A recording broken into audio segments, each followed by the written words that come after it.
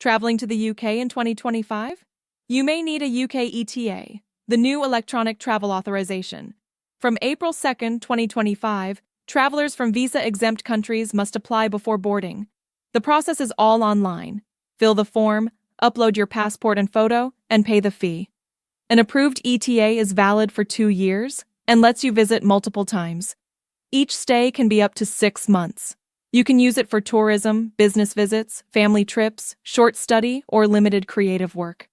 But it's not a work visa. You can't use it for long-term jobs or study.